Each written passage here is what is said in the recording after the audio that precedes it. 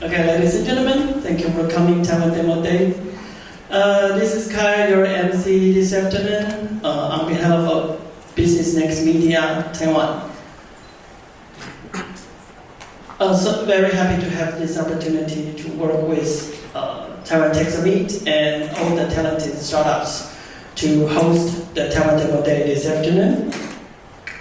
And of course, before we start, we have to thank to the biggest support from Taiwan's national startup brand, Startup Island TAIWAN, and also our government, National Development Council. Thank you, Daddy.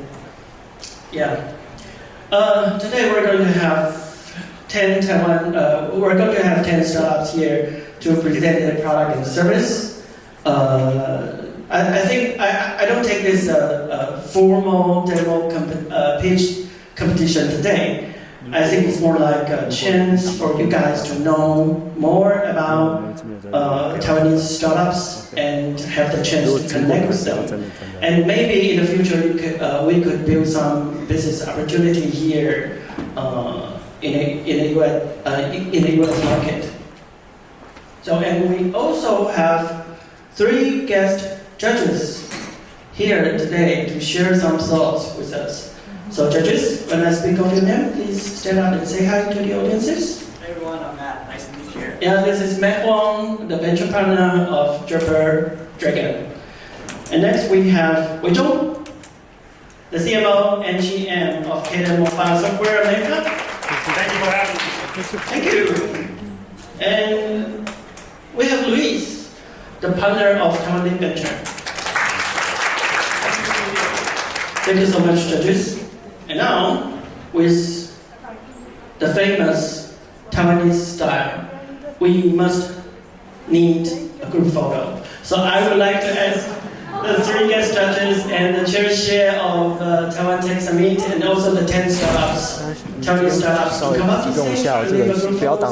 Thank you. Right there, we have, lots of banners, signs, brands.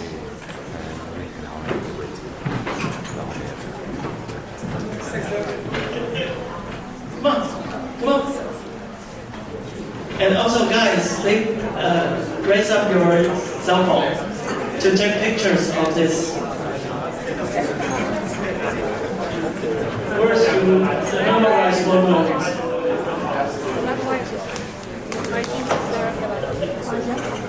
Yay!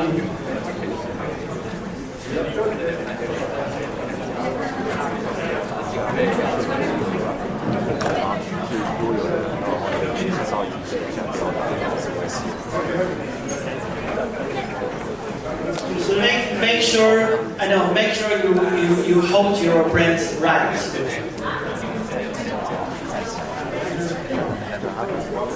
And yeah, raise your brand high.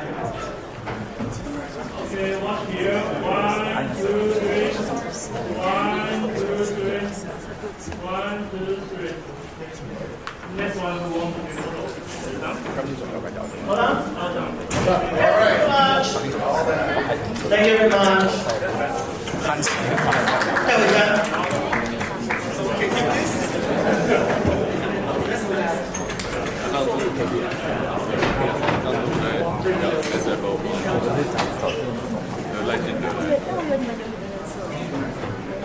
Okay. And now today we're going to see outstanding AI applications on multiple domains, and we will also see these enthusiastic entrepreneurs working hard on medical tech to, for example, to cure cancer or to help people manage the dialysis risk. And we also have outstanding female founders with her insight of economic research and to build a platform for the investors to make them rich. to do the right investment choice. Okay. So, let's welcome our first team, Inst AI, the AI tool for embedded vision development. We have Kyle. Welcome.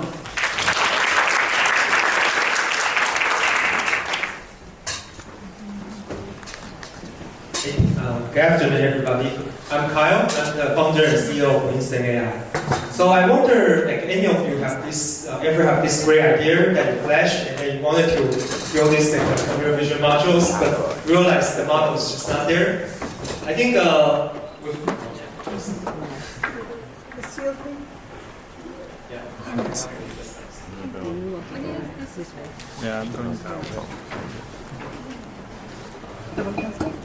Okay, technical issue. Not from us. Yeah, so with Instant AI, that would no longer be the case. Like, basically, like, just, you can imagine it, just like people who want to run an e-commerce website, they don't code their own website, they use Shopify. Instant AI is happening. We feel like we need to serve those people who have great ideas, but without computer vision or machine learning backgrounds. So we will help them to develop those models. Yeah, actually, I'm this guys. How about voice control? Yes, next. Yeah, okay. So now is the good timing to do this because there are a few reasons to do this now. Because first of all, there are more and more affordable, low-cost AI chips out there, and then the new AI model is powerful enough to assist the edge model developments. And of course, the most important reason is the money is there. The AIoT market is projected to be huge market, and yeah, so like why this great idea of the AIoT market already? Next.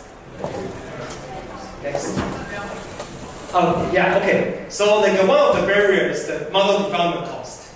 So usually the AI model development start with the data collections, do the sampling, and then the data labeling. After that, you send them for training, and you got the model. Thank you. Okay, finally. So you verify your model in the real world simulation environments. But this process by itself, going through this process is pretty expensive. It doesn't. Yeah.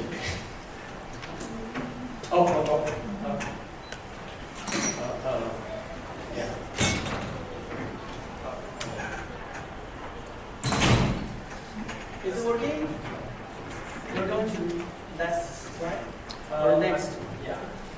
We're trying to show you. Yeah. Unfortunately, I have more animation than usual, so I do need this to work. So, like, unfortunately, the costs stack up because you usually go through multiple steps of this process. And if this doesn't scare you, I think, yeah, imagine picture that the application you want to develop is to use the infrared camera to spot someone like at night on the ocean to do the rescue missions, or you want to build a model that find out people in the fire site. Or you want to just teach your autonomous vehicle like to identify the hand gesture from the riders. These data are not just costly to acquire. Sometimes they are impossible to acquire. You're not gonna put someone in the fire and let me take some pictures. And next. Yeah, that's why we built this model, like a data-centric toolbox. We help you pick the data that's useful for your model development. And we run the data augmentations when it's necessary. And most importantly, we generate training data for you. And when the data is not there, for example, you can get me a picture of your cat, and then we will get it for all the different posts under different environments. So the cat detection will work. Next. Yeah, so this is an example of like to show you how our tool works. And then this, not yet. Yeah. So like this image you can see is a low quality like image. Our customer use this type of sensor on purpose to lower the power consumptions. So that's how like all the open source data doesn't work. And with the data they provide, you can get it. That map here is the feature vector maps that shows the distance between the data points. It tells you the similarity of the image. So with this data they provide, you expect that the model will work pretty well when the image is in the blue region. Next. And if they want to extend their model to work for other type of human detection when people are sitting. It doesn't work so well. And that's why you need us, Instant AI X. Instant AI will be able to use our tool to populate this whole vector space, and then with a different type of image. So your model works in real world. Next. Yeah, so we did a little survey with our customers, and then find out that most of the costs from this process are the data-related sectors. Next.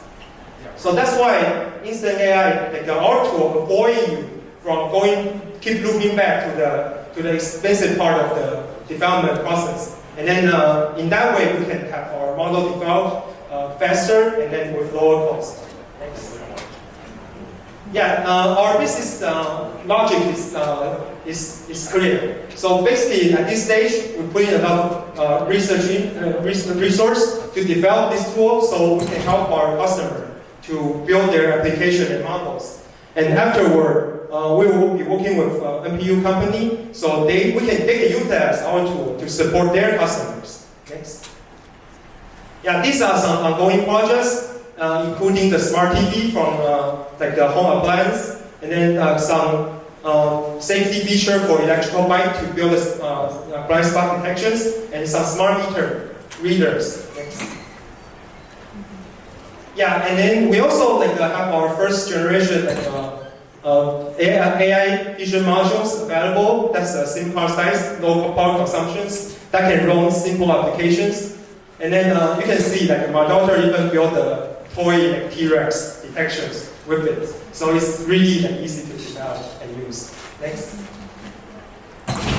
Yeah, thanks the trust from our partners. Our secret partners, actually 50 of them forward their key account to work with us, to utilize our tool. And then also with this customer base, we expect to have 5,000K ARR in 2024. Next. Yeah. With all the technical difficulty, I still come to the last slide. So let me introduce my team. I'm Kyle. So I used to work in the autonomous driving industry to provide computer vision for the car. And then my partner Daniel, who is also here, is from Stanford and Stack National Lab. He's our machine learning expert. And Justin from NTUT, he has over 20 years of experience in the embedded system and AIoT industry. And Mike, he works in the top tier electronic component providers, and he have over 15 years of overseeing Asian markets. Okay, that's nice. Okay, so that's some fun fact, fun info about Instant AI. We might be small and we are barely 1 year old. So, but with our awesome team and all these people around us, we believe we own the future. Thank you for your attention. Thank you, Kyle. Thanks, Instant AI. The following is our Q&A session. We have 4 minutes open to the guest judges. Anyone? Someone? Microphone, please. Thank you. So, I'm a complete layman in algorithm and machine learning. I do know a little bit more about the commercial applications. Would you be able to articulate a little bit more about the uses of your current customers? Like what are your customers looking to accomplish after they acquire your modules? Okay. So we are, you can see us more like a SaaS company. We provide data service. And then one of the scenario that commonly used, our customer need us to do is, for example, we have these bicycle partners that build electrical bike. They develop model in Taiwan. And the data they acquire is all from Taiwan's environment. But their customer base is actually in Japan, Europe, and US. And there's no way they can have all the bikes out there and then to collect all these data. So for the model to work well in those environments, they need our help. And there are some customers in a similar scenario, they want to build to identify the traffic cone and to collect data for the traffic cone under different weather. Part of them covered by the snow and then the windy, raining scenario, and then half of the dent with scratch. It's virtually impossible. It takes more than half a year Like if you want the winter time and summer time, right? So it takes more than half year to collect all the data. So with us, we generate all the data. It just tell us like what's the background,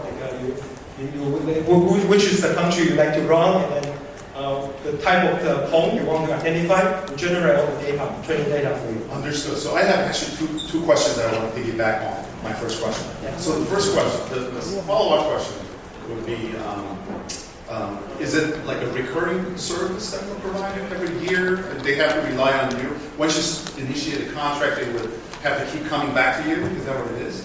Yes, they are different. I would say it's more like a recurring base, partially because our after they use our tool and develop the model, they will be able, because we serve edge device, right? So they use the model and they run. But the chip, because our customer are a lot of them, BD like these are generated from the chip company. So they will work with us. They say, oh, you guys want the royalty? If I ship I ship a million chip to this company, they will pay you a million times certain amount of royalty we collect. And also, on the other hand, since they generate data on our platform, and those data, if you download them, they will be 100 times the cost. So usually they keep on our platform. And then once you have you want to upgrade your model, and then you want to run on the next generation hardware, you come back and then run this data again.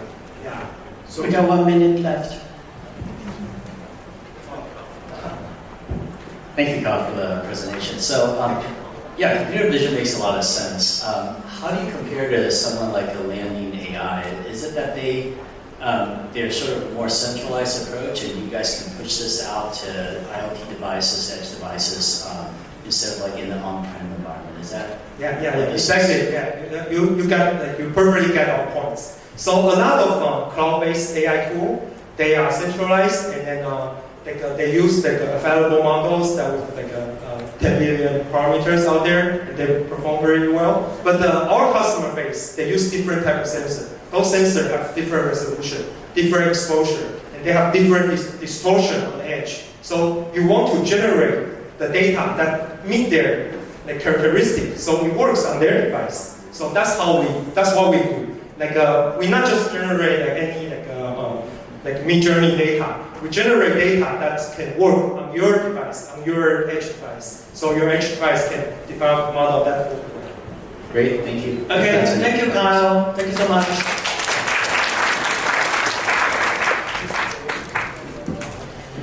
Okay, I have to apologize to the audiences. Due to the time limit, we can only open the Q&A opportunities for the guest judges. So any audiences with curiosity, feel free to network with the founders after the demo session. Thank you.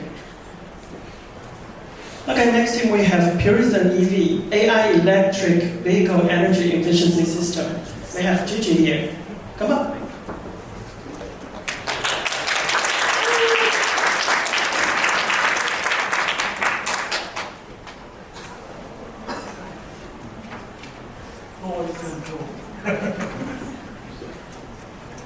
Hi everyone, I'm Huang. And before I introduce my company, I just want to let you know that I'm a very aggressive race car driver, so that I love cars so much, and that's part of the reason why I started this company. Yeah, so because I can drive the Altis up to 200 kilometers per hour, so I know exactly how aggressive driving can reduce battery range and life so significantly. Yeah, so imagine if you have a fleet with 100 vehicles, then it can cost you $2 million just for the battery replacement. And imagine what if those batteries are not well taken care of. It could potentially result in this. So this is exactly what happens if your battery are not well taken care of. So introducing Purisan EV. Purisan EV is an AI energy company solving range anxiety and battery safety issues for electric vehicle fleets. We can increase vehicle range by 40%, and extend battery lifetime by 2.3x. And what that refers to is that we can save about 18K USD out from a vehicle that costs you about 60K USD. So that was about 30% of the saving for not able to replacing the battery. And our product can be easily attached to any electric vehicles. The proprietary throttling technology presently developed can help smoothen the throttling control. So that means we can reduce the aggressive driving behavior and further make the vehicle drive so smoothly like how your wife is driving the car. And to further explain our technology, we have like a cloud-based control on the edge device, which will help two functions. The first is the throttling control, like I mentioned earlier on, and the second is it will help collect the vehicle data. So what we do with all this vehicle data is that we send it back to the cloud, and the cloud will do all the analyzing and the prediction for how much your battery degrades, how your motor is malfunction, and to understand how we can tune the vehicle better.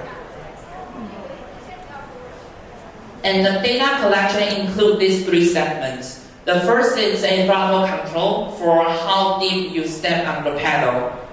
And the second is a driving pattern for how the vehicle is performing and behaving.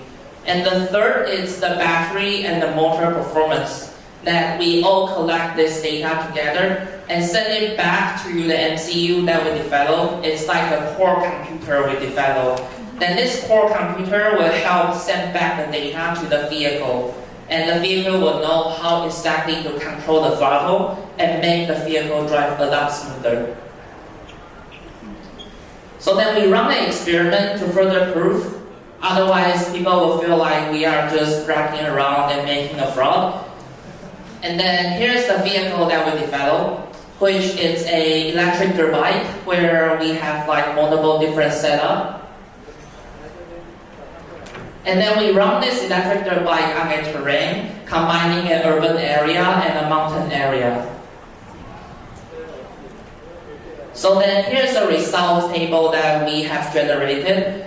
Comparing to the original setting, our device can increase up to 44.4% of the range.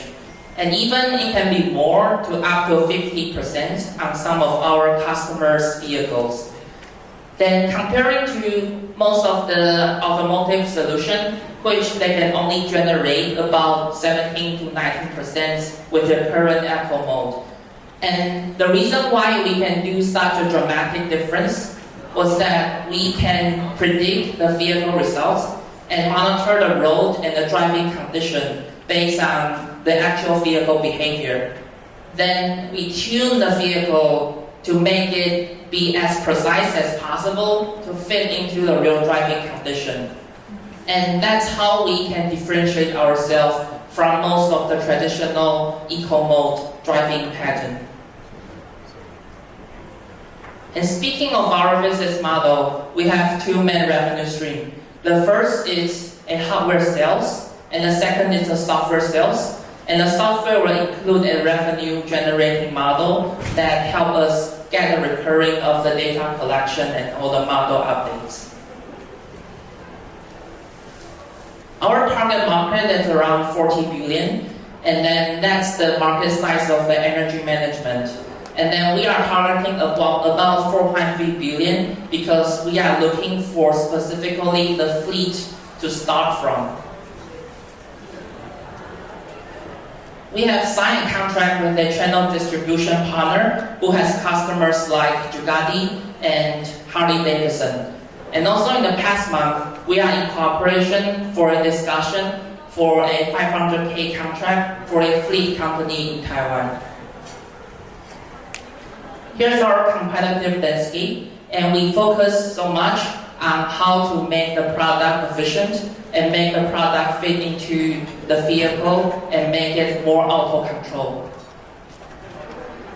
The last is about our team. So I'm a CEO and co-founder. Also, I have a past battery startup that working on battery safety. I have personally survived from the battery explosion, and I was in the ER. So then I noticed how severe this problem it is, and how to make this happen to be safe for everyone to drive the vehicle. And also, we have been working on so many electric vehicle projects. One of the projects is from Toyota Taiwan Group, where we develop a hybrid electric vehicle for their motorcycle projects. So Pearson's EV missions is about the optimal driving efficiency and also to make your driving safe enough for everyone to be alive from your daily travel. Thank you so much. Thank you, Mr. 4 minutes Q&A. Who's going to go next first? I'm sorry, you only opened the Q&A for the guest judges. I'm sorry about that. Explain a little bit who is your future customer? Will it be like a car manufacturer or the fleet or like public transportation? Yeah, sure. So our current customer is the sharing EV fleet company from Taiwan. They have 10,000 motorcycles in row, and we are currently doing a POC with them for like their the fleet management and also how to reduce the cost of their fleet maintenance. And our future customers are mostly with logistic EVs fleet, so like Amazon Prime, DHL, FedEx. This kind of customer are how we are targeting. And also the next milestone will be the automotive OEM. So we hope our control technology can be used in most automotive world and to make the eco mode on your vehicle to be a lot more efficient. Thank you. Yeah, I apologize if I missed this. So does your software only analyze the data and send recommendations, or does it actually affect how the vehicle drives? So do you control or limit how the vehicle drives after you have analysis of the data?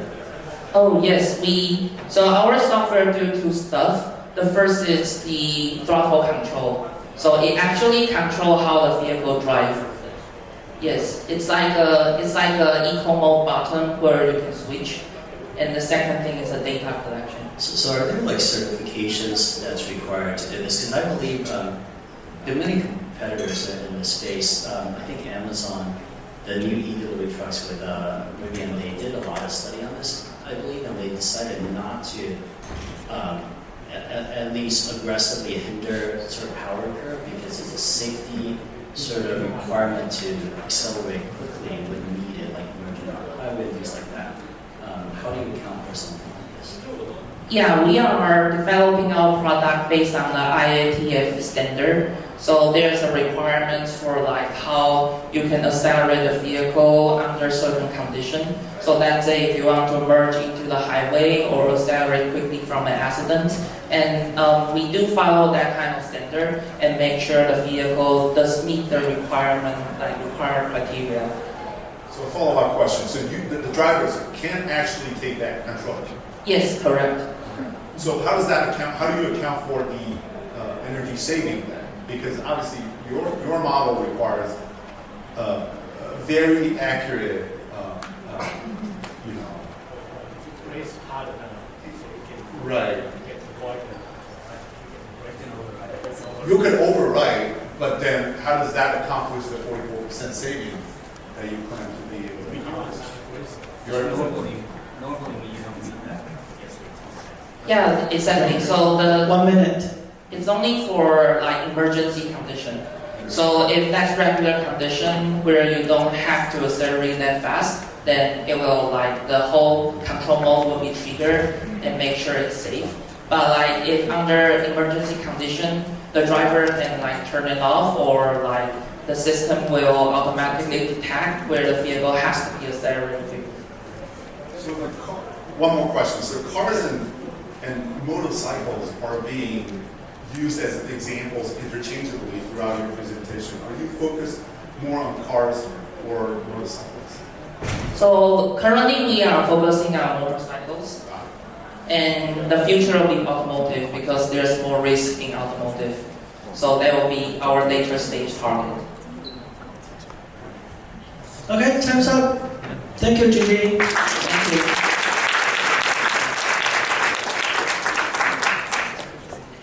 Next, we have cancer-free biotech avatar medicine precision treatment. Let's welcome Paul.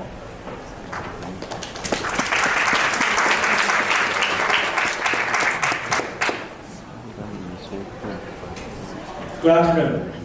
How many people here who know someone has a cancer? Please show me your hands. Thank you. What are those people having in common? Because they are wealthy or because they are influential? No. All of them are suffer cancer and all die because of cancer. Take Judge Lewis as an example. Her doctor certainly tried precision medicine. She tried at least 5 different treatments before she lose the battle to the cancer. FDA has at least 20 different treatments approved by pancreatic cancer. So it's because we don't have a good enough treatment for pancreatic cancer, or we don't have a good enough tool to match the right treatment to the right patient at the right time. So we need a better tool to help us to connect it down. We are cancer-free biotech, we have a solution. We have a proprietary platform that can clone the patient's cancer cell with just their blood sample and test all the treatment outside the patient's body without hurting them. Let me share with you how we can help one of our patients in the real world. Let me introduce you to Amy. In the year 2018, Amy was diagnosed with pancreatic cancer. After standard line of treatment, Amy's doctor told Amy's family to give her affairs in order.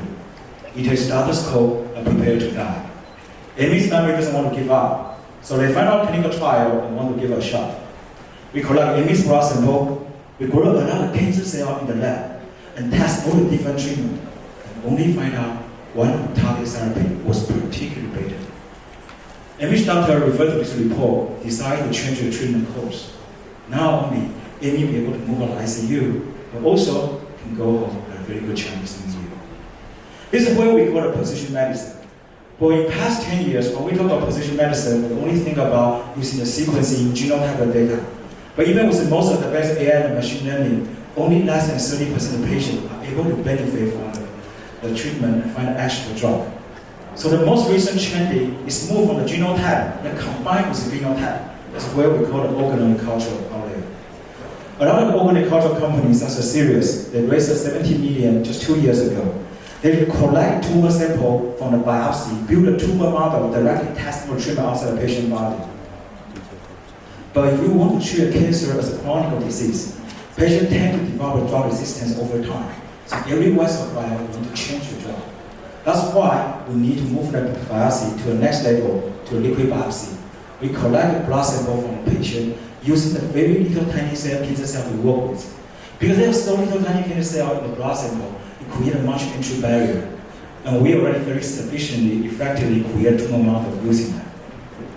Because tumor is highly differentiable from one person to another, to better to simulate the cancer outside the patient, we make sure the tumor model is heterogeneous. Those images cost me at least $10,000. That's a single cell analysis to prove that our model combined with a heterogeneous tumor model, so better simulate the cancer outside the patient's body. So we start working with a late-stage cancer patient, and I think given time, we can help early-stage cancer patients as well, because I believe no one wants to be a lab rat. Our platform can also help the pharma company or CRO on their drug development to de-risk their clinical trial and the future investment. For the business model, we start with B2B, B2C, provide a clinical service for late-stage cancer patients. In Taiwan, we work with all the major medical centers and hospitals and generate more than $500,000 revenue last year. Internationally, we signed a contract with a Japan company and also a MOU with a Korea company. Our Amy was not the only one. In the last few years, we helped more than 1,200 patients across 100 different types of solid tumor. We have more than 6 paper publications. Last year, we published a pancreatic cancer patient. On the late-stage pancreatic cancer patient, we can help them to control the tumor more than 70%. Our model can also help the pharma company on their drug development. Develop a new drug because we know not only costs a lot of time, but also costs a lot of money and also take a lot of time. We can produce a sandbox clinical trial, testing the chemical compound on the real cancer cell from real cancer patient in real time. Not only saving time and money, but also de-risk for future investment. Last year, we won the first place from Media Draper, received an investment from Draper Associate. So we set our lab in New York City and have a discussion with all the major hospital, medical center in New York. We expect to start clinical trial study in the next year, Q2. I come from technology background, worked for Morgan Stanley in New York more than a decade. The reason I started this company, because my father had cancer back in 2015. Because my unique background, I can combine both software and hardware, make the entire process more streamlined and more affordable, because I believe every patient has a second chance. Most of my team members come from biology and medical background, and many of us suffer loss because of cancer.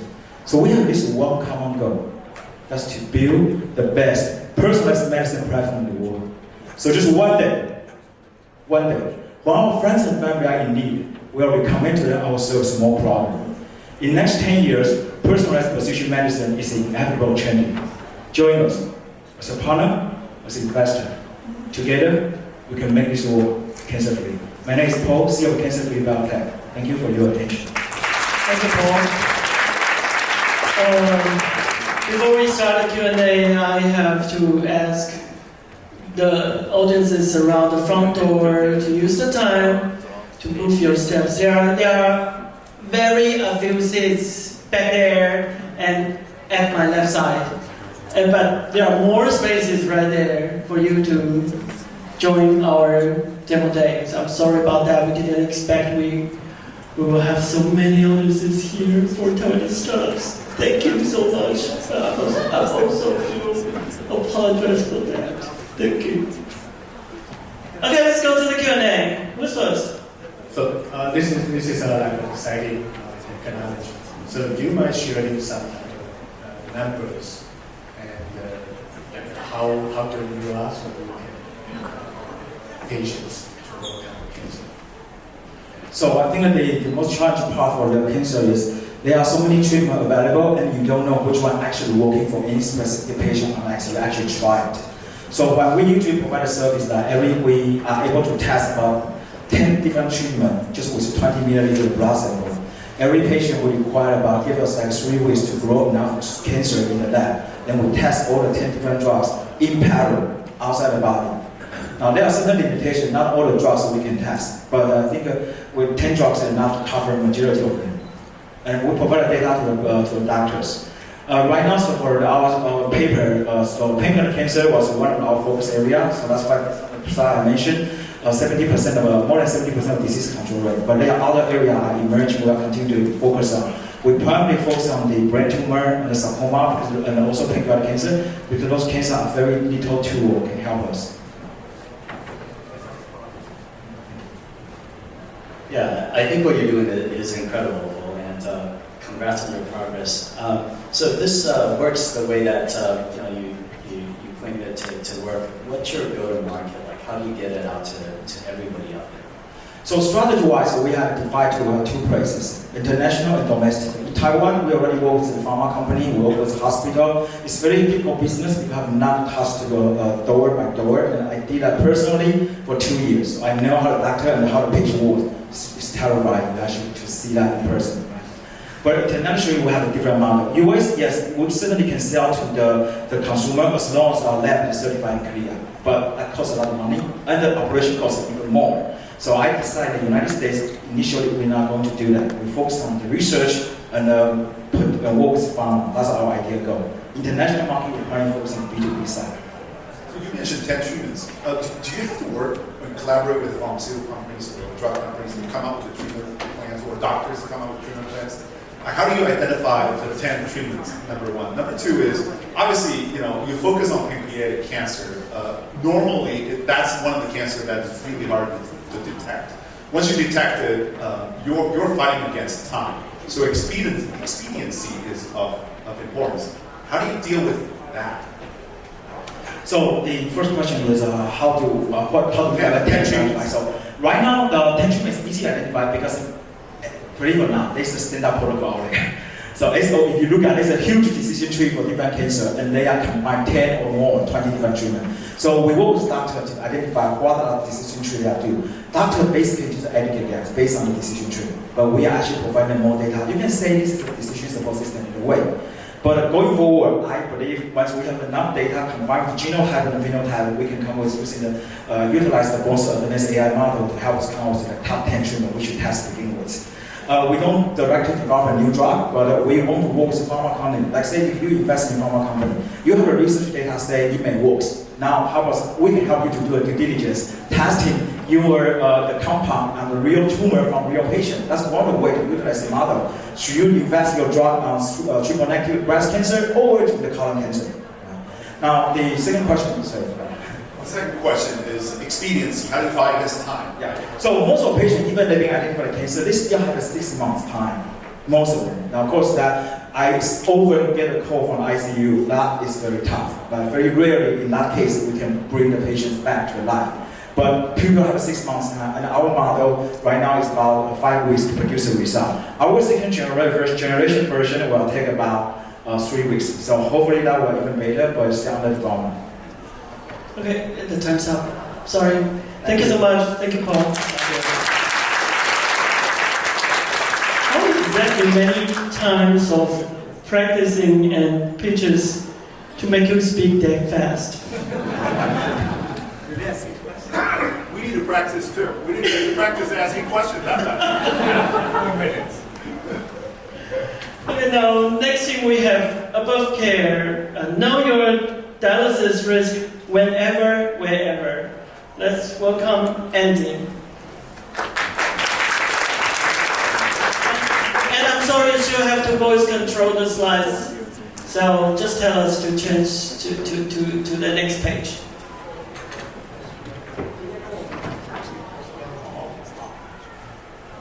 Hi, good afternoon. My name is Andy Chen. Very honored to be here to present our company's product.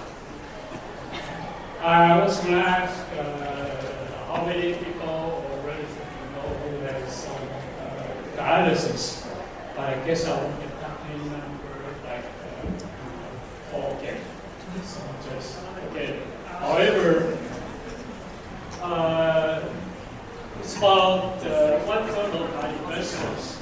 They invested in companies themselves. They have seen their relatives, especially their parents, have gone through the stage of dialysis. Some are even more than like 10 years, and it's a very suffering and painful procedure. So they trust me, and I hope I can do some good for this society and community. Okay, here's the overview of what I talked about today. In that very short 6 minutes time. Next page. Okay, I mentioned about this painful process.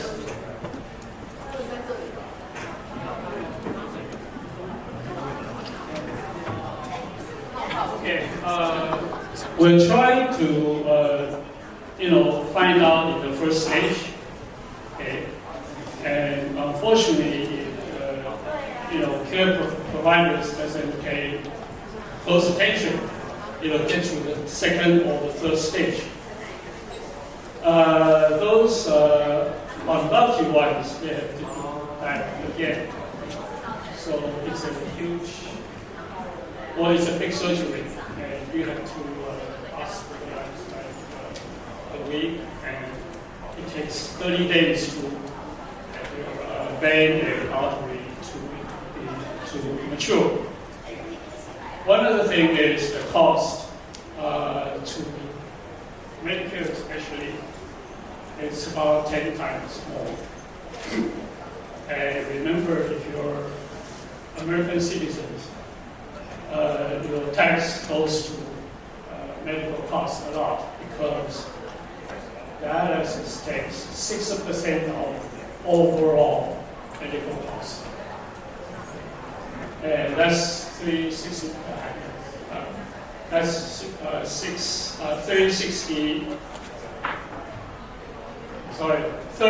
billion every year.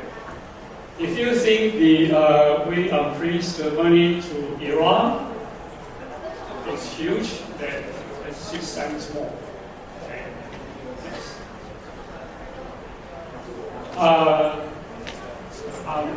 Basically, I'm coming from the semiconductor industry. I see some of these colleagues from TSMC.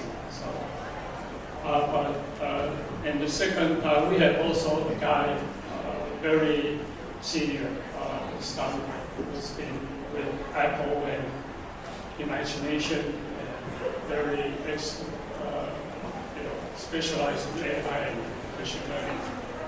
And he's a Stanford PhD. And we also have people outsourcing, and also a guy very familiar with this industry. So we're gonna, have his help in promoting our product, especially when it comes out early next year. Next. Not only from the technical standpoint, we have 5 medical experts.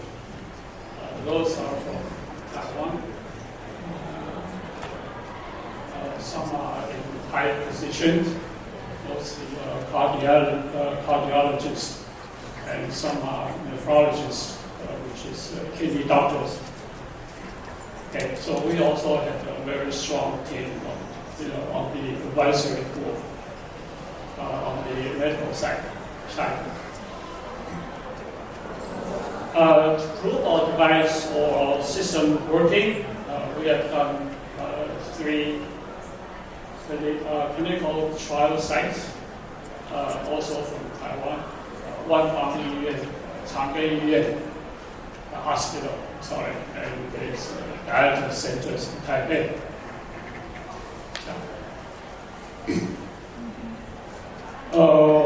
Why are we special compared to the existing solutions?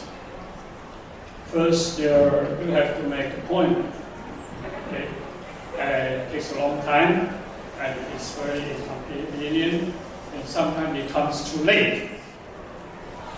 And what we do is we have a system to keep track of the dialysis trend, and we can monitor that, and we can also predict when it's going to happen, so we can prevent it and make early movement, so that you don't have to go through. The patient doesn't have to go through this very painful process.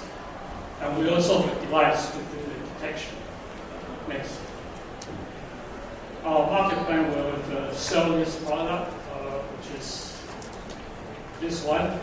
It's a digital health, and then we'll go through the FDA. Long-term wise, we'll approach the insurance company. And that's how we get the major revenue. It's different business model. It's basically a profit sharing, how much they save, and we get 1%. Okay, next. These are technologies, okay, and some patent. USA and Taiwan. Next. Yeah. Thank you for your time. Thank you. Can you hear me? Also open for question? Oh, I have a question. So, who said this is an awesome product? Everyone, every house, every family should have one, right? Yeah. So my question is that what's the battery life? I assume there's a wearable device, right? Is that wearable? So they will monitor like a wearable device, like a watch or something. Or let's say just what's the usage? What's the scenario to use it? No, I mean, it's okay. Wearable device? Yeah. What is the interface? Yeah. What is the interface? How do we use it? Is it? Oh, it's this one, and Can we wear it's it? got a Bluetooth, and then it's everybody has a cell phone, right? Because cell phone is a much bigger display, so you can look at waveforms and trend, whatever. So when do I use that? When we suggest once or twice a day. Oh, okay, got it. Yeah, at home. At home, right?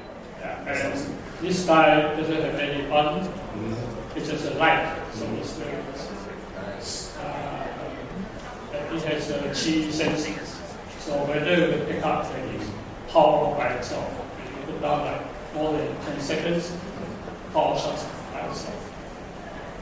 Very good. Because it's targeted from the So this is severe person. right. So this is like a prediction, right? Not prediction, prevention. Because I can use like every day and then do like a long-term monitor. Yeah. If I show some like a The data. whole thing is for prevention. Yeah, nice. And we call it prevention. Yeah. That's the future. Any other questions? Same question with the prior. So, what's your go-to-market? How do you go to market? Or there are many ways, digital marketing, using the social media, advertising, and we have those side. So, is it direct to consumer? Is it through channel to consumer, or is it direct to consumer? Okay. The channel one will use the software side, the trading, and the consumer side, to sell this device. Because it's so different for us. This guy kind of in the later stage of his time, the software start from Taiwan, patient software to dialysis. Great. Any other questions? I'm curious, what's like a clinical trial, a stage? What's the phase right now? One we already completed 2 years ago. Oh, like a phase 3. 200 up. Is that phase 3 or phase 2? We've done Oh, done. Okay, in Taiwan, right? That's the Taiwan Taiwan FDA. Kdan, we kind of focus, defocus to the operate, the stroke, highly stroke patient. So, okay, this is already in production, so they can use it in the hospital right now. Yes, Okay, that's and also in very good progress. because it's based on the same technology. Any more I guess. good questions like that? Yeah, I guess the judges are all satisfied. Good. Thank you so much, Andy. The founders trying to point your microphone directly to your mouth to let us hear you loud and clear. Thank you. Now we have Trading Valley, the AI-powered investing service. We have Jerry here. Hello everyone, my name is Jerry, the co-founder and CEO of Trading Valley. Our mission is to make investing easy and effective for everyone.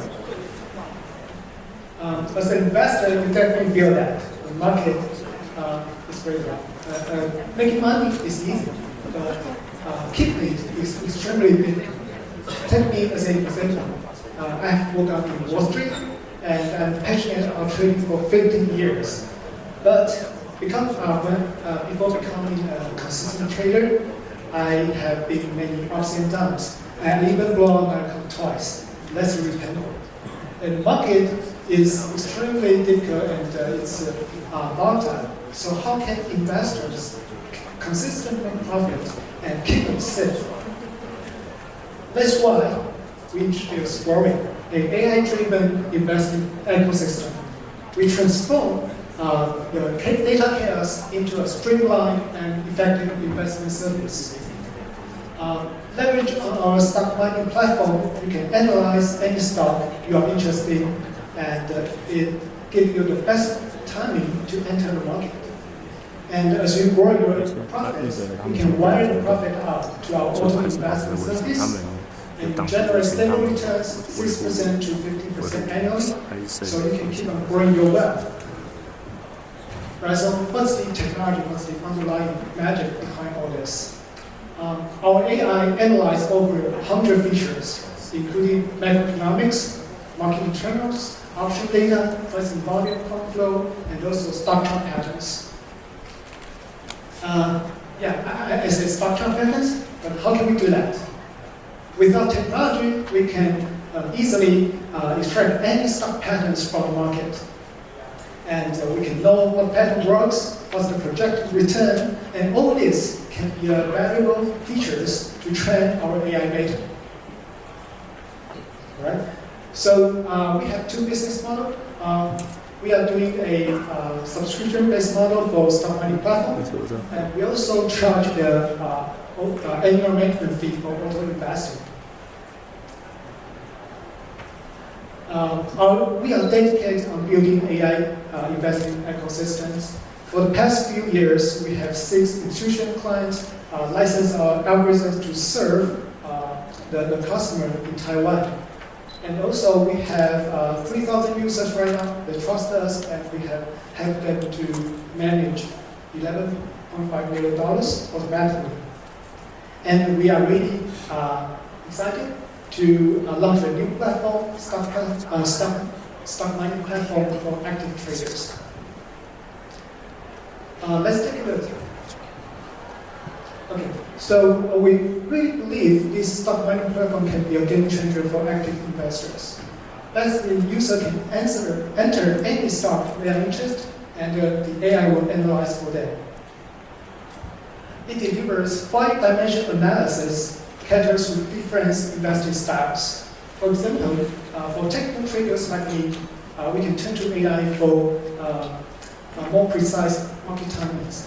And for someone who don't know about fundamental analysis, the AI will bridge the gaps, and it can deliver the fundamental values and also track the track the capital flow from the institutional investors for any given stocks.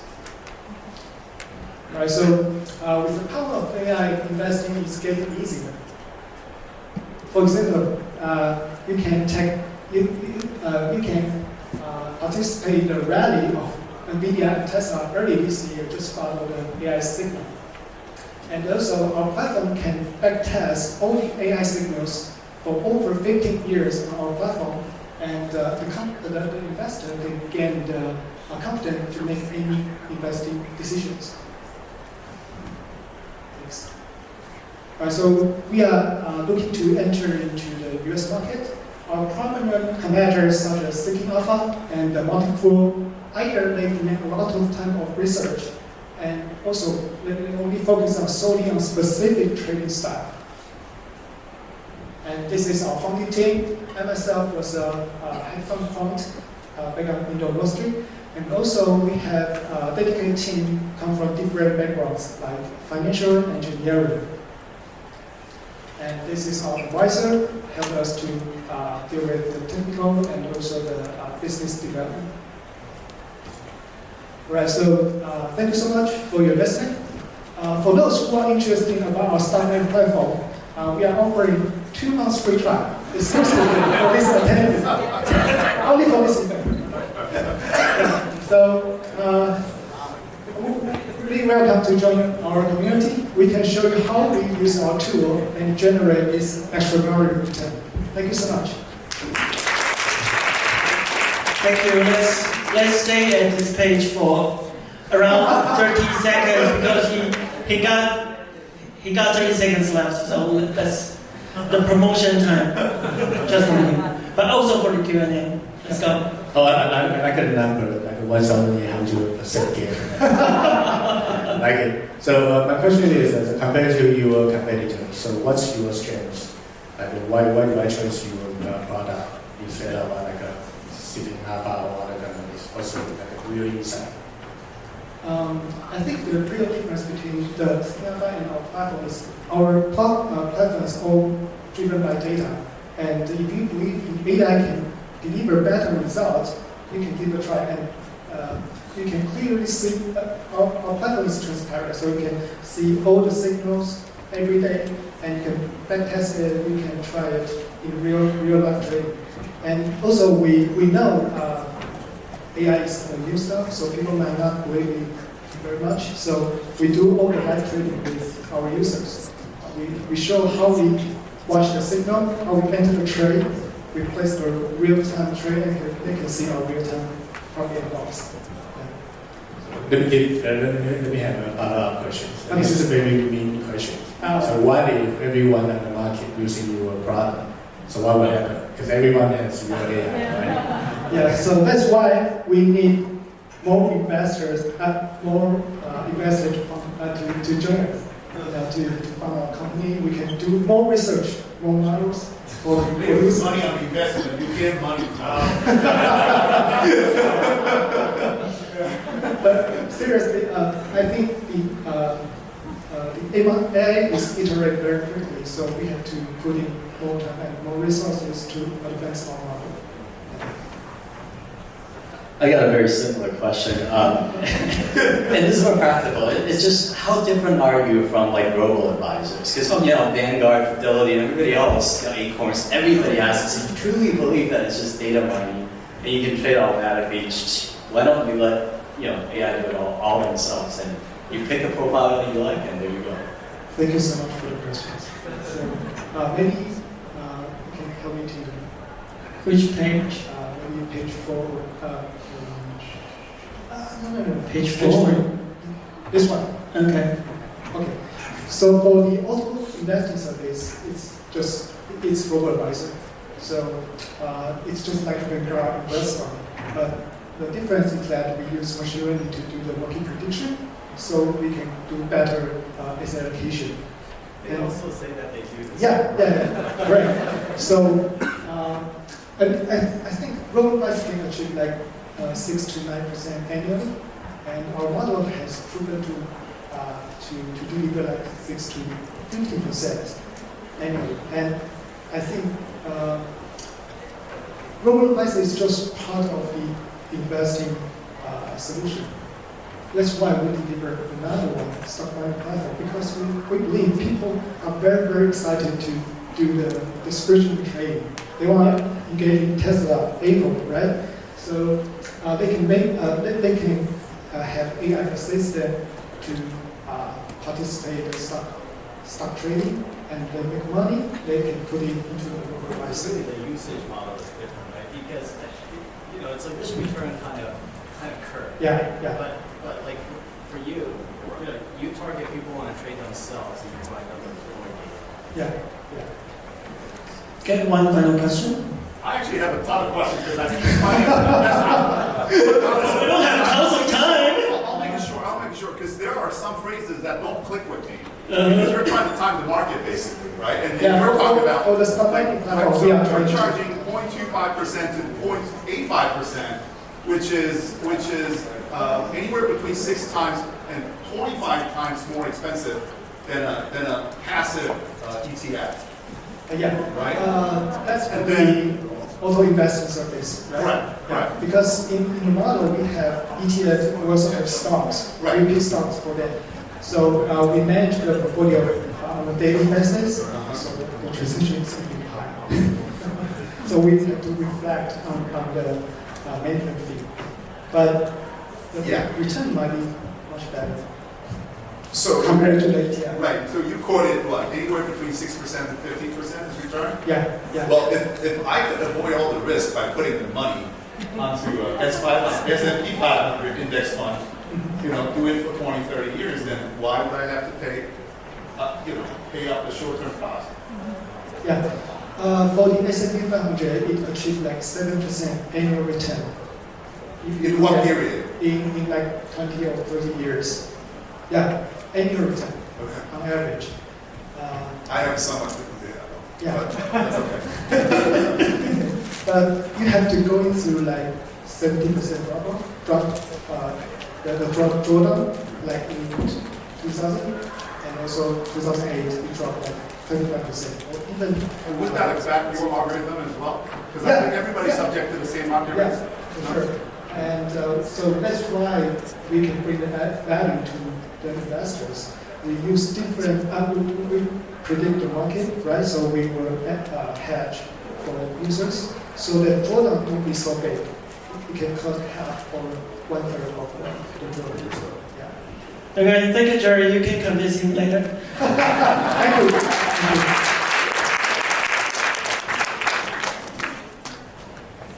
Next thing we have install. Click, tap, collect, accepting credit card payments with a free app. We have Bruce. Thank you, Kyle. Dear judges, good afternoon, everyone. My name is Bruce. I'm the founder and CEO of Insto. So people call us a fintech company, but we actually started before the term fintech was even ever invented. The company is almost 10 years old, but the product, official product, was just launched 2 years ago. Next slide. So our flagship product is called Insto Tap. Basically, we allow any person to download a free app to take credit card payments. And with the latest NFC technology, we support not only face-to-face transaction, but also remote collecting. And I have made a very short video for everyone to watch. Insto Tap, face-to-face NFC payments and remote collecting. Face-to-face NFC payments. Enter the homepage and select the Tap function. Enter the amount to be collected. Use the customer's credit card to tap the NFC sensor on your phone to complete the transaction. Payment completed once the transaction is successful. Remote collecting. Enter the homepage and select the Share function. Enter the amount to be collected. Confirm the amount. Click Share. You can share your order via various methods. Your buyer can pay by card, Apple Pay, without installing any app once they receive the order.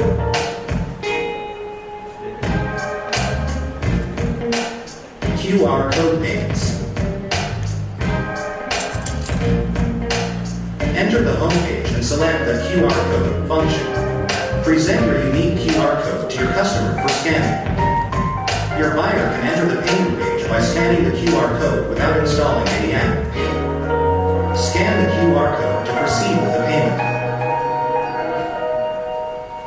Okay, so these are three basic functions. We offer them for free to anyone, both individuals and business merchants. Next page.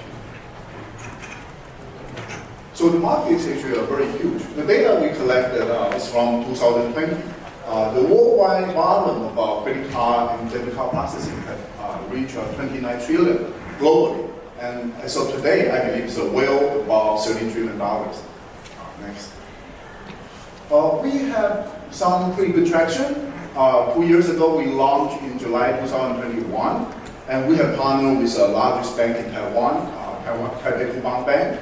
And in the US, we're actually launching next month. We partner with a US bank, also the top 3 bank. And in the first year, we have accumulated 1,000 sellers and reached $10 million in GMV. That means the amount of transactions. And this year, we originally projected to reach 2,500 sellers by the end of this year. But we actually met the target in August. So the growth is accelerating. And worth to mention is we achieved this exponential growth with no salesperson at all. It's a purely organic growth with a strong network effect. Next one. So the growth logic is actually very simple. So currently we have, in average, $10,000 in transaction per registered merchant. So once we reach 100K sellers, our annual GMV will be $1 billion. And currently our target for the next 3 to 5 years is to reach 1 million sellers globally. So from there, we will have $10 billion in annual transactions. Next. So what we do is actually to offer a free solution to capture the long-tail merchants. Conventionally, those long-tail merchants, including SMEs and individuals, especially if you're only doing $10,000 a year, the banks will not serve you. But you are our best customers because we are just a free app that anyone can use. And we have some very unique competitive advantage against even companies like Square and Stripe. In the US, people know about Square and Stripe. So Square is hardware dependent, and Stripe, it doesn't require hardware, but it provides only API for you to insert into your app or your website.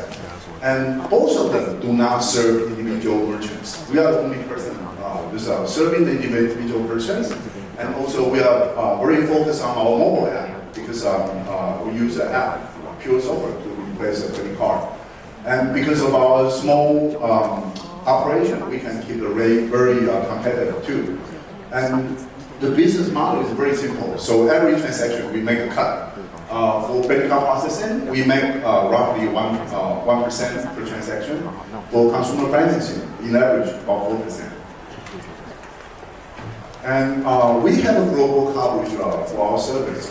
In Taiwan, we partner with the largest commercial bank, Taipei Huang, and with coverage of a US bank, we can serve not only in North America, but 11 other countries in Europe with same agreement, same platform. Next. And the team is very small, only a 10 people team, including myself, 11. I love this kind of a pure internet organization because it requires minimum management, and we can really maximize everyone's output in such a small team. And we have raised 4.5 million in the past 10 years, and we are currently raising our Series A and targeting to raise 3 to 5 million US dollars. Next. And last month, we just received a letter of intent from a fintech fund in Silicon Valley. Next. So Install is a fintech brand and platform going global, made in Taiwan. Thank you. Thank you, Bruce. So, quick question. What is the current valuation of the company, and what do you expect to use the investment for? Yes. We are right now finalizing our evaluation with a potential investor. And I can tell you it's somewhere between 10 to 20 million. Still pretty low. But let's say if you want to reach like 100x stores or 1000x stores, so how are you going to achieve that? We have done it in Taiwan, so we know exactly how to do it. Because we haven't done advertisement, and all we do is first purchase Google keywords and maybe run some ads on social media. So you need the money to pay more ads, right? Right now, our cost for user acquisition is basically zero. Yeah, because it has achieved autonomous growth. And in average, each merchant will be sending 30 orders to their clients per year. So every order is acquiring user for us. So what is the money raised for? Oh, what is the money raised for? Sorry. So the money raised for is we have to increase our headcount because currently our head of product is also our backend engineer. We can only deal with one bank at a time, and we want to be able to deal with like 3 banks at a time. So we have to reasonably increase a bit of our headcount. And also, we would love to invest in PR and marketing to create more awareness instead of just relying on the organic growth. Right. Good. So I have another question. So how do you build a wall so to prevent your competitor to enter this market? Okay, first, for newcomers, payment sector is actually very difficult to enter because it will take 2 years and loads of certifications like assurances that you have to pass. And so we have run into some partners who might be very big in certain healthcare sector, but they totally do not want to enter the payment sector. They just hand it to us, and we can share our profit with them. So that is also our strategy for the growth. Okay, that means that if one day, for example, Square, they want to enter this market segment, so you can... I can tell you, Square and Stripe, they are not bothered. No, they can acquire you, right? They could. Yeah. They could. So where do I sign the pledge? I believe once we grow to not even 1 million users, grow to about 100K users, we can become a good acquisition target. So our annual volume is well about 1 billion. And I think if you have some kind of advantage or something, so they will really why instead of doing this market? You know, it's just like Airbnb or eBay. So both are actually kind of technically easy, but once the network effects started to grow, it's actually hard to stop. It's actually hard for newcomers to even catch up. Any other questions? Okay, one last question. Okay, yeah, so to achieve virality with no salespeople, I think that's quite an accomplishment, and I'm really looking forward to this growing more. So in the US, who are the target customers for you? For example, our first two job categories we found in Taiwan. First one, surprisingly, is attorneys. Attorneys in Taiwan now use our app to collect their attorney fees upfront before they render the service. And second one are key farmers. So I would say we will focus on individual professionals and mobile vendors, and also mobile merchants who have the need to collect credit card payments. Those are our first priority targets. But based on our result in Taiwan, we're actually penetrating into the enterprise sector. There are some chain stores or big enterprises. They entirely switch from conventional credit card machine to using Insto because we can save them tons of money. Great, congrats on the progress. Right. Okay. That's all. Thank you so much. Thank you.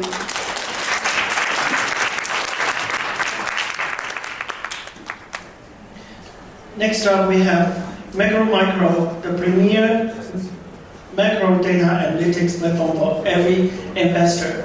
We have Rachel. Hi. Hi everyone, I'm Rachel, founder and CEO of Micro. I'm so excited to be here to tell you more about Micro. We were founded in 2016. Micro is inspired by my own experiences as a financial analyst.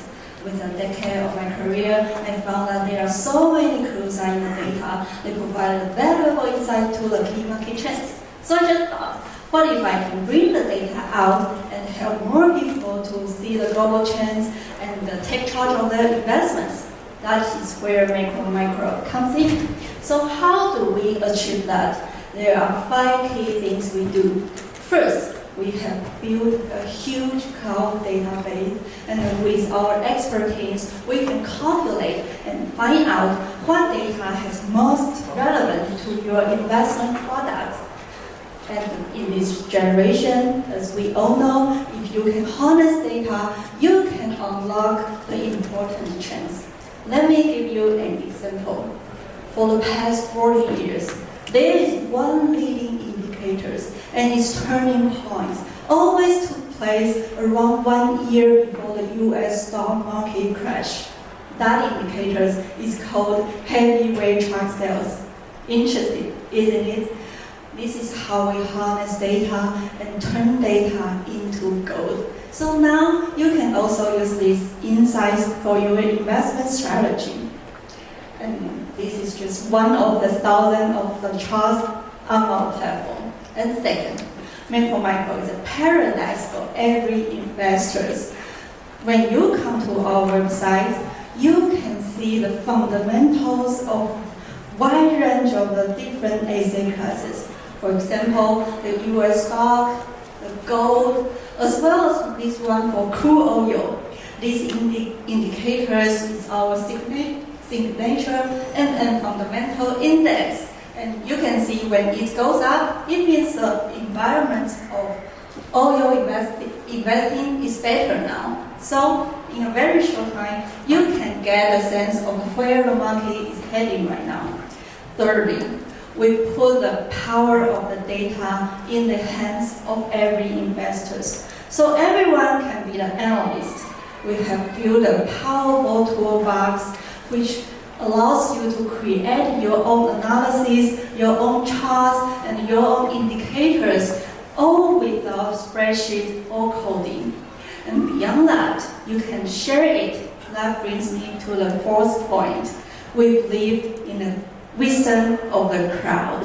That is why we foster our MM community. And in this community, you can share, you can pause, you can discuss the investment ideas with all kinds of the investors. And more than that, there are lots of influencers, YouTubers, experts, all the media outlets are using our charts and solution to discuss and communicate the global insights to their customers, and you can be one of them. Last but not least, the Macro GPT that we have just launched this year. With Macro GPT, it can further help you to navigate the global trends and indicators. You can come here and ask GPT, will the global economy enter recession? I think that's a question that everybody wants to know. And then GPT will just quickly to show you and provide you the informative response, such as the probability of global recession and also the most relevant charts for you to follow and monitor. So to sum up, as you can see, Micro has data, but it's just much more than just data. With our expert research and tech team, we provide dynamic, insightful charts, powerful toolbox, we create a community, and we even take AI feature to help you navigate the global trends with Micro. Not only the professional investors, but all kinds of investors can start to make their smarter and more informed investment strategy now. So what you are seeing right now is a new generation and more global Bloomberg for every investors. And in just 7 years, we have solidified our position as a leading macro data and research platform in Asia, with over 350,000 users and over 4 million charts views every month. Now, we are extending our success model to global, and we just launched our overseas expansion plan in August, and just 1 month, we are seeing a promising result that with 15% of subscription growth are coming from overseas, especially in the United States. That is why I'm here. I'm so glad and honored to discuss and share our company with you guys, and looking forward to hearing more. Thank you very much. Nice presentation. I think your colleague is very proud of you. Questions from the judges? I may have missed some important information. So where is the free trial code? Great. So here's my real question. So it's like you collect all the data from like a public, right? All the data are public data, but we all know public data is like it's already new for everybody in the world, right? So do you have any side by like a crawling or like collecting some alternative data? Yeah, we also do that. Well, 70 to 80% of the data are public data. But what we are doing is transfer this data into the insights, such as what I just tell you. And also, there are lots of data which has there are very lots of important clues behind that. So our research team is just find out lots of data, and also we create our exclusive data as well, and also the alternative data that we have just doing right now. For example, in the pandemic period, we find out that we can, the Apple, the company, they launched their API, they open their API, and if you can open we can check to see if you open the Google Map to navigate to anywhere, and we can find out that the worst pandemic situation is ended. And we can get that for the US stock market, that the market is getting big. Yeah. So it seems like you don't like. Oftentimes we talked about how we don't want to mistake correlation from causality, right? And then you presented some really interesting finding, trying to connect the heavy truck sales with the prediction of the U.S. economy and where that goes. Yeah. Do you do a lot of those in your data sets? Because it seems like you're collecting data from the public domain without presenting much of the proprietary analysis, unless I'm mistaken. I mean, it seems like you have a research team in the back end that does a lot of modeling work. Could you share a little bit more about that? Okay. Because I think that's where it adds value. Yeah. The macro data that we all know is everywhere, is public. What people don't know is that lots of macro data has correlated with your investment product. So our research team has covering like 40 to 50 market products such as bonds, the currencies, even the commodities and all kinds of stock. And we find a correlation between the data and these kind of products.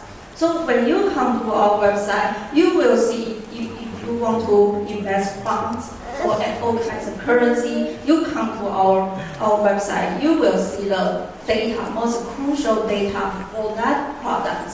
So I guess I'm assuming that your service is going right directly against the equity research companies. Right? Well, they will use our tools. They should use your tools. Yes. And also, how do you differentiate your service against providers like Capital IQ, for example? Because they use Capital IQ too, right? Mm-hmm. To get their insight. Cheaper, probably. But I'm eager to see whether you're using subscription model or not. And I guess you do. And what is the pricing? Oh, our pricing is it's free. It's free for us. Free for for like 30 days. Yeah, and our subscription fee for individual users is like $25 per month. $25 per month. Yes, it's much. Can we do month by month, or do you charge annually? You can do the annually. It's much cheaper. Oh, there's a discount for your Yeah. subscription. Okay, so the 390,000 subscriptions or subscriptions, and I may have forgotten that you share. Are all of them paid users? Oh, they are registered users, and like 80% of them are paid users. What is the churn rate, if you don't mind me asking?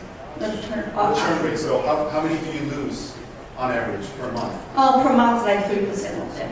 Oh, so it's pretty sticky. Yeah. That's pretty good. All right. I'm sorry, we don't have time for another question. Thank you, guys. Thank you, Rachel. Fast right now. I mean, I know. I see you're trying very hard. I'm trying hard. Anyone got the trial QR code done? Next thing, main job. AI headhunter focusing on IT talents and international career. Red Hot, welcome. Thank you. So let me clarify, now is voice control, right? Yes. Okay, thank you. Good afternoon, my name is Reinhardt, and if you feel sleepy, I would invite you to stand up, please. Really, please, everyone stand up, thank you. And then we will stand up for 3 seconds. Yes, please, thank you. Yeah, and just move around, yeah, anything, yeah. I know you're very sleepy because I'm too, yeah. Thank you. Yeah, okay, I know. Okay, we just start. Okay. I'm the founder and the developer of an international headhunter platform called MeJobs. And in the past 7 years, MeJobs has built over 2,000 corporate clients. And we have users from 160 countries. And in average, every day, even single moment right now, we have a candidate get hired by our clients. But today I'm not talking about the MeJobs, I'm talking about the MeTalents, which is our new product. And we are going to spin off and independently fundraising and build another business. The reason we build MeTalents, the initial idea in the very beginning is because even though we have every day we have a candidate get hired, but there are still over 90% of the resumes we don't use it very well. Okay, and I believe it's not just us as a headhunting company doing that. Actually, for almost all corporates in the world, you just don't utilize your human resource 100%. And that's encouraged us to think about that. Actually, we have a Japanese investor called NKC Asia, who is a freelancer working platform, and the founder, Nakashima-san, told me, if you image, well, they are doing freelance contract job, but if you count their freelancers as a permanent full-time job, in 8,000 people, they can only have like a 500 work as a full-time permanent job. That means still 7,500. That's 12 times, no, 15 times of their talents not used it very well. So just image that is there any way that we can increase the utilization and the efficiency 10 times in your company or in the recruitment process?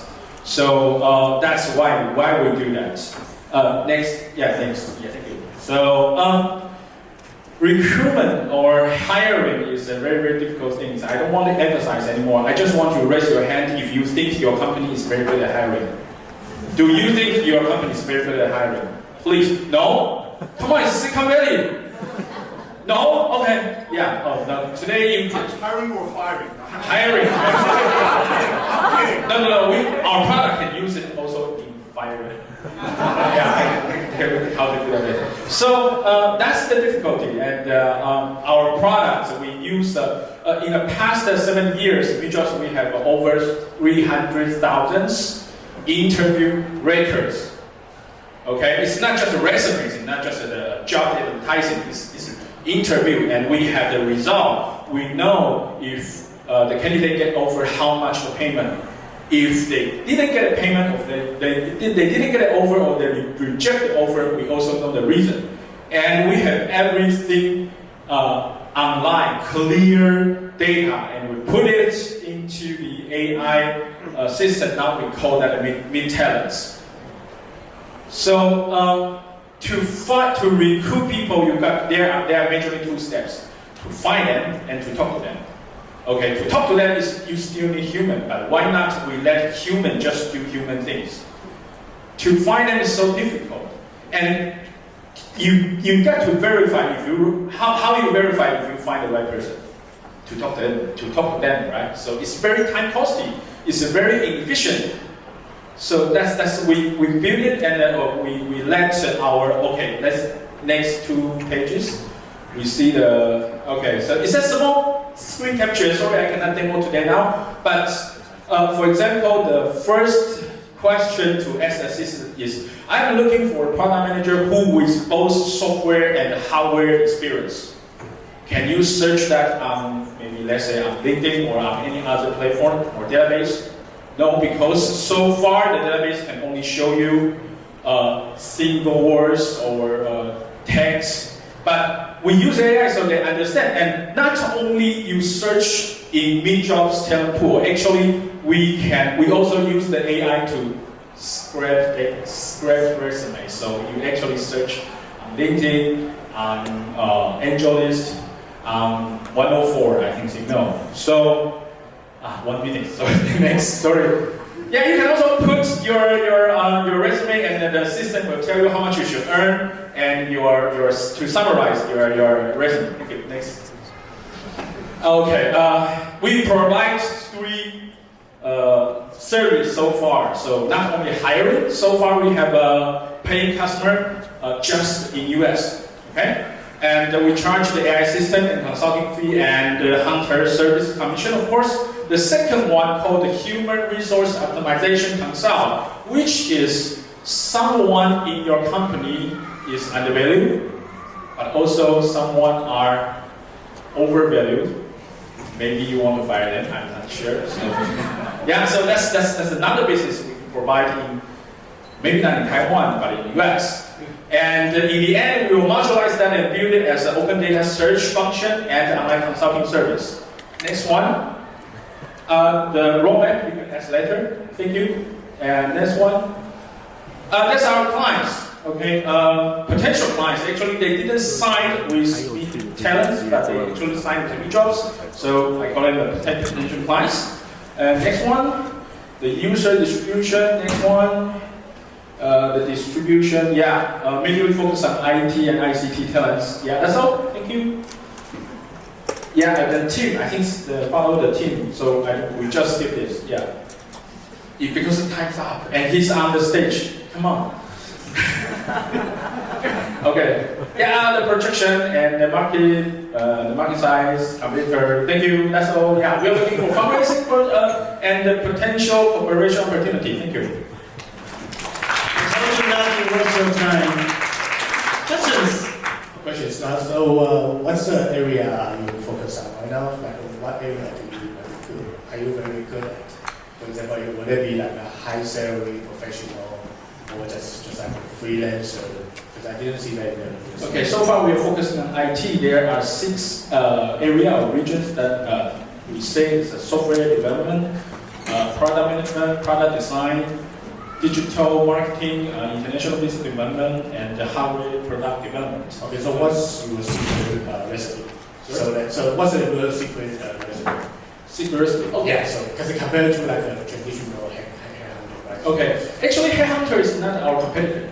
Headhunter is our client to serve. We co-work with them and they provide their demand, and if they wish, if they agree, they provide a database. We help them to optimize the utility of how to use those resumes. Okay, so you are the pilot of the headhunter. I was co-pilot of it. Co-pilot, yes.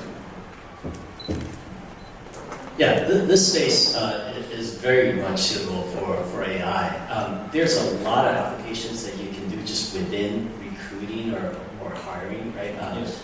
There are companies in the U.S. like Paradox, Searchlight. There's a bunch. Yep.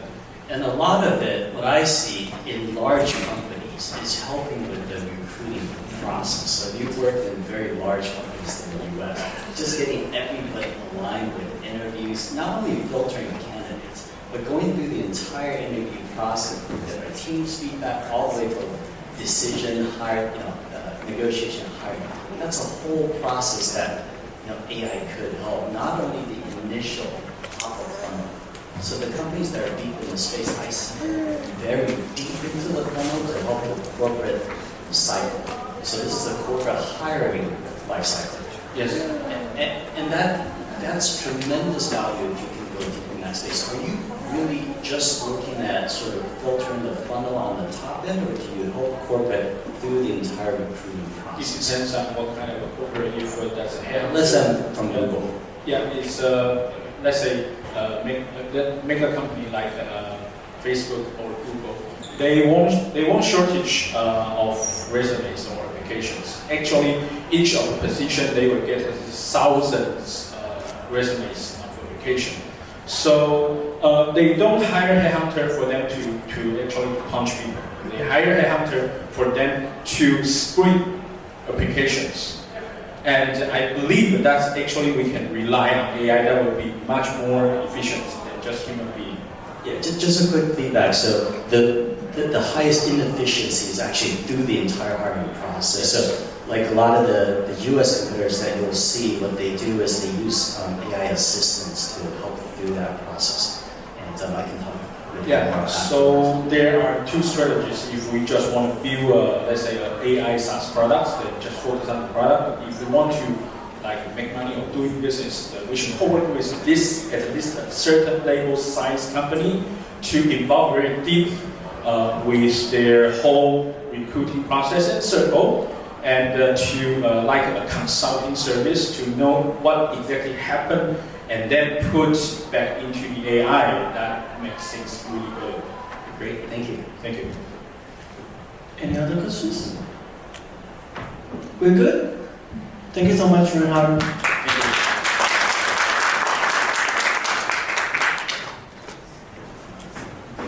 Our next team might also ask the audiences to exercise again. No.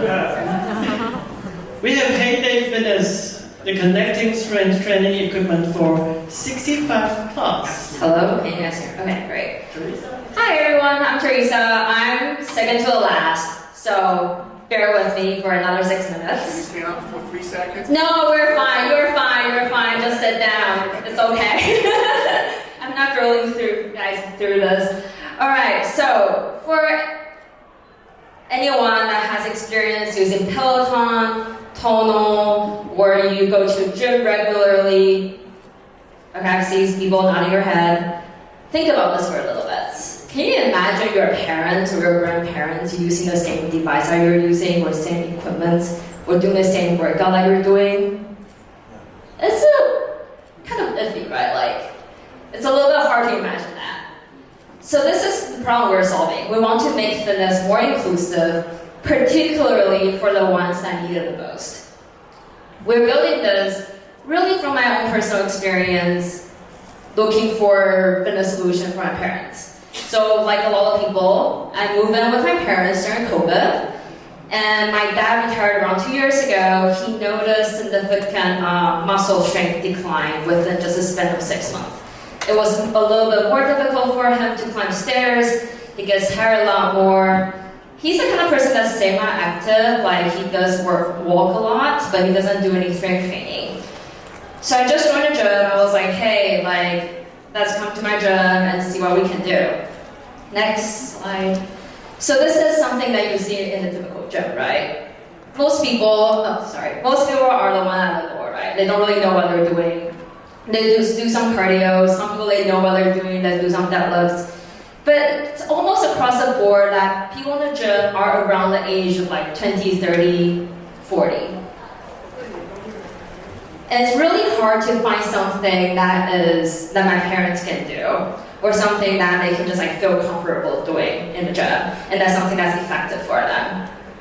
And this is the reason why we started to have this idea of building Payday. Hey, like there's a huge population that really needs to work out, and what should they do? What could they do? And we barely have any solution for them. Next slide. Our muscle mass top out around the late age of 20 and 30. It really declines from there. Particularly at the age of around 60 to 70, it's like the time that we have the most rapid muscle strength and muscle mass decline. Next slide. So why is strength training important? Strength training is really one of the most important workouts for active aging. It's really important for fall prevention. For people that do strength training regularly, they can reduce fall risk to up to 50%. It also prevents osteoporosis, and most importantly, it is the kind of workout to maintain independence and quality of life as we all age. Not only our parents, but like we all age at some point. Next one. So the problem within society is that our strength training, or just like general fitness experience that we have in our marketing on society, is really not built for everybody. Like, if you go to a gym, it's mostly like younger people, right? And it's very competitive, it's young, it's technical, most people don't know what they should do. Personal trainer is another very popular option, particularly in Taiwan right now for others, but it's really expensive. And group class, like YMCA or other group classes, typically is not really effective. And for berries, I don't really see my parents going to berries. Things like Peloton Tonal that you do at home. The whole brand image and the way it's being designed is also not very inclusive, and community is super competitive too. Next one. This is the reason why we built Heyday. It is an inclusive personal trainer and community. So imagine this is kind of like a Peloton. We actually built the hardware. So it's like Peloton, but for strength training and for seniors. It's a lot safer. So we designed with inclusivity in mind. We have a lot of sensors, movements, tracks. It tracks people, how they do their each reps, recommend a workout for them. And there is, we also build community on top of it, and a community that is a lot more inclusive. So we will also reward people in a very different way than what you see on Peloton. Next one. This is the prototype that we have built. We already built a fully functioning prototype, and we have a couple of them on the field running right now. So the ergonomics is a lot more friendlier, so it's easier to get on and off. Lower foot pad, It's easier to put your feet on. It's also an all-in-one machine. So instead of doing a circuit training and you have to adjust your measurements through different machines, it's a lot easier for people to use it. They also look a lot friendlier. Next one.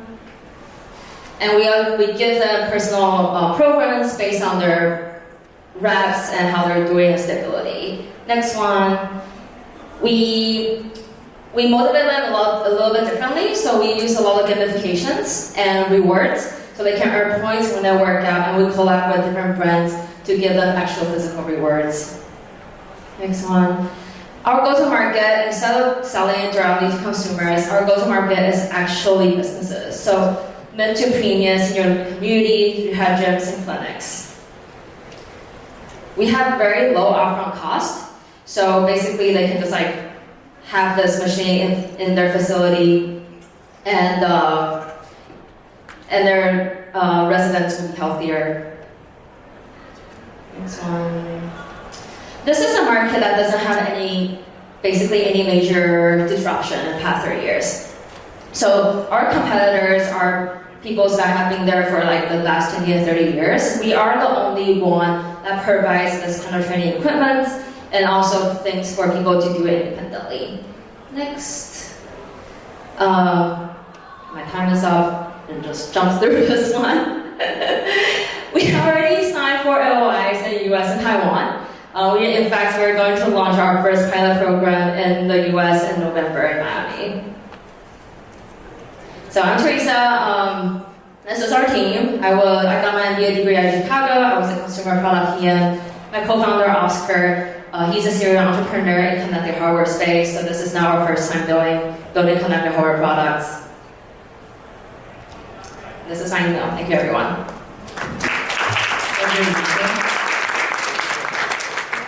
Very good. So I believe people exercise not just for the hardware or not just. I believe people exercise for an incentive, right? Yeah, exactly. Yeah. So could you elaborate a little bit about your reward system? Yeah. So how do you encourage people to continue, because academics is very important for. Yeah, for sure. So there are a couple things. I think we think that's very important, and it's kind of different from the existing solution that's out there. First of all, is that people do like competition, but they like competition that they can win.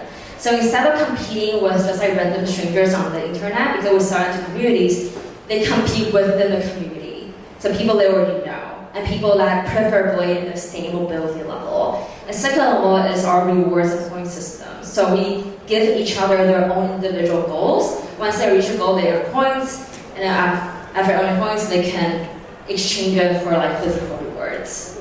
Like a food discount. Yeah, food, or we try water bottle, actually. Water bottle. It actually worked really well. Yeah. Or coupons. In Taiwan, the garbage bag works. The garbage bags? Yes. Good to know, thank you. Have you considered that when you're doing the exercise, you can actually generate energy, right? You actually you can send the power for something else. Oh. Is that kind of your plan? Not exactly. I never thought about this. I was thinking it would be a little bit hard for strength training, but I think it will be a lot easier for cardio and stuff. Yeah. Yeah, so I think this is a much needed market and really underserved. And it's really along the lines of my peer here. So how do you make it fun, right? Gamify it and have a community. The other aspect that Peloton have done well in the very early days is to get the right coaches. So very inspiring coaches, very fun coaches. That's the other part of the community. Are you able to find sort of the right people for this, especially for your demographic? Yeah, that's a very, very good question. And this is actually another thing that we're doing it differently from Peloton, is that we're not exactly going through celebrity coach route for a couple of reasons. First of all, influencer culture is not that prevalent within this demographic. Second of all is that they're not longing for new content on a daily basis. So instead of doing celebrity coaches, we're working with the trainers and the communities within those places.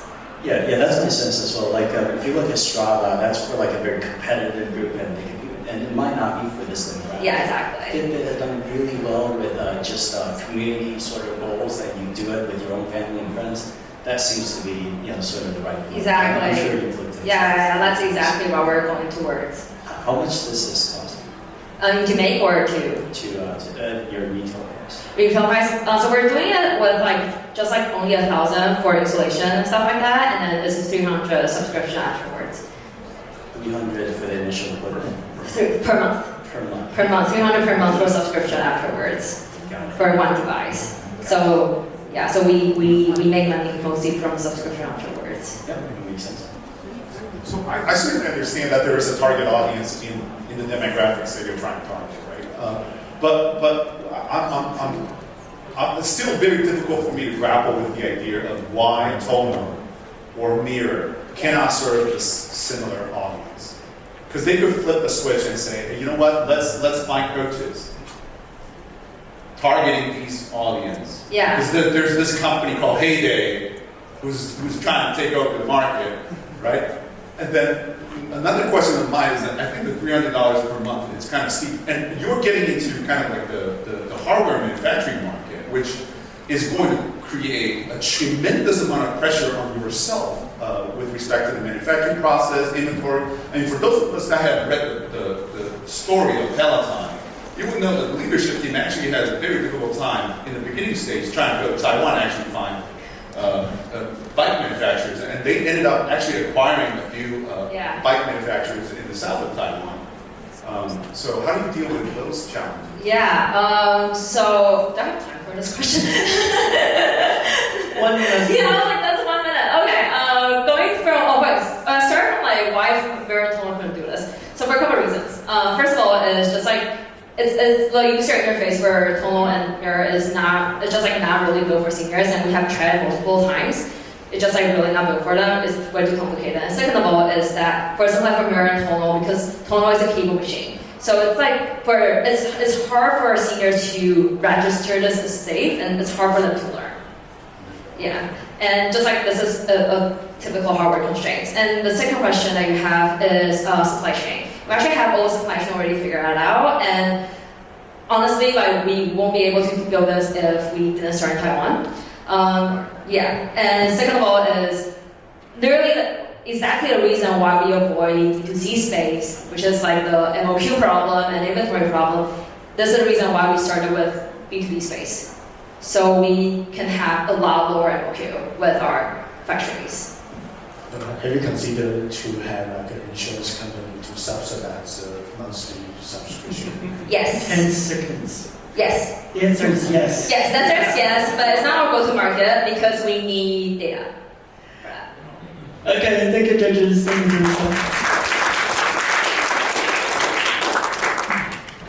We're going to invite our last team of the day. AI Box Technology.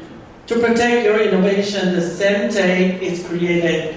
Welcome, Vincent. Hello everyone, I'm Vincent from AirPods. We are a legal tech company to help you file your intellectual property the same day it's invented. So, innovation is the heart of the value. And when we are working on an idea, the first thing, of course, is that to have an idea. But what is the second one? To promote it, to monetize it? Or should we go fundraising with it? Well, most of the time, we should take a step back to take a look on ourselves where we stand in the IT field. It's not just to, it's not just to avoid the copycats. The more important one is to avoid being a copycat to infringe other people's intellectual properties. But in the real business world, we know that business companies don't do that. Well, because first, it's too complicated and because of legal tools for those individuals or companies to do that by themselves. And when we are going to a lawyer or attorney, well, it costs too much and it's hard to fit into their time schedule, it's hard to communicate, and we found it frustrating to work with them. with that in mind, AppPlus developed our own IP production platform that can help you file a patent or trademarks the same day it's created. For example, in the patent part, we can save you like 48 weeks and thousands of dollars with the platform. The way we can do that is first, with our idea and our IP database with dedicated models, we can create a strategy recommendation combining with risk assessment system in an analysis report in just 3 minutes. Also, if after reading the report, you're confident with where you stand and you want to file it, you can use another 5 minutes to generate an application draft. That will not be the final draft for you to file with, but that will be the first step for you to communicate with your IP attorneys or for yourself to draft, and then you can file it with the officials. For example, Andy Chen here, he did his own provisional applications before the presentation to protect his invention. So we want to enable everyone to be able to do like Andy, to file it by themselves. So the market size behind the issue, according to World Bank, the companies are spending more than 500 billion in usage of intellectual properties, and the market share of intellectual property services is around 71 billion. The way AppBox want to approach the market is first, of course, we have a web-based platform that anyone can use it online now with freemium, and those creators can use it directly, and as long as those IP practitioners. Also, we have our platform models built with API and white label services. So those IP firms, legal firms, and other SaaS platforms can work with us easily. And for those larger enterprises with higher data security requirements, we also have local deployment services. We're not the only one that is making intellectual property services online, but we're the one that is really making it friendly for amateurs, for those non-professionals, and we are the one that is providing the sufficient information for the decision makers to decide where they should go. Next, please. Our team is handpicked for the mission. Our founder, Alfred, is a serial entrepreneur with IPO experiences before. He has been in the industry for more than 20 years. He founded his firm like 20 years ago. And our CLO is a partner in IP firm, and our tech lead is from e-commerce platform. For the past 2 years, we have accumulated more than 2,000 paid clients that are all SMEs, and filed more than 3,000 applications with an application approval rate of 95%. So for the revenue part, the projection of this year is around $1 million US, and actually now 70% of this is achieved. And for the next year, it was around $3 million US. So we received seed funding from the Japanese venture, Headline Asia, and we have now more than 15 patents registered and 20 more pending. As we are the IP filing platform, it's easy for us to even do it for a service software provider like us.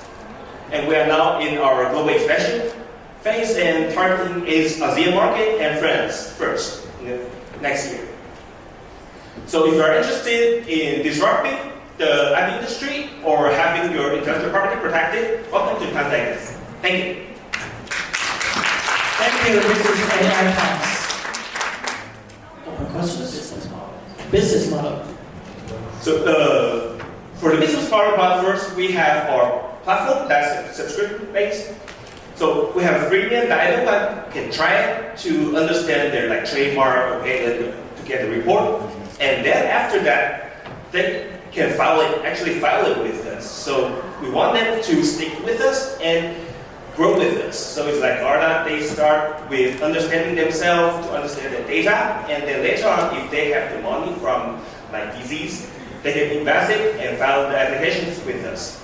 And they'll realize that we are the one that is easy to communicate. We can help them very smoothly, so they don't really need to communicate with like the lawyers themselves and to go through the rough part. And what's the pricing? So for the subscription part, the premium, the lowest one is $29 per month. They can use more variations on the report generation and the drafting tools. And we also have API, but that will be starting from $199 per month to collaborate with.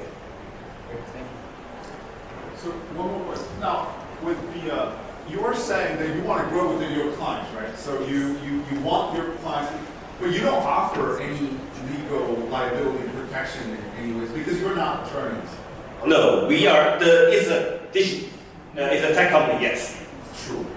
So actually we affiliate and we collaborate with legal firms around the world. We are certainly not be able to do that all by ourselves. So we collaborate with firms and ecosystem, and that's what we do well in Taiwanese ecosystem. We were able to reach the #1 market share in Taiwan in 2022, and that's because we work with the ecosystem. So they provide the last mile services like filing and the last adjustments for the applicants, but we are the one that receive and help them to find clients. So we collaborate with them. So you are the co-pilot of the legal firm. We want to actually be the Uber of the ecosystem because we help people to get on board and we help them to be delivered. And we find the lawyers and attorneys to help them to deliver the property protections. Do I have time for one question? Yes. Okay, sure. Yes, I'm the last one. Okay, so we all know that filing patents is very country specific, right? Yes. So what's your company's strategy in the near future? Like what area are you focused on right now? What region? So currently we focus on Taiwan and China and US market to be the first part. And then from this year we'll go into European market and Japanese market for the service targeted, IP targeting markets.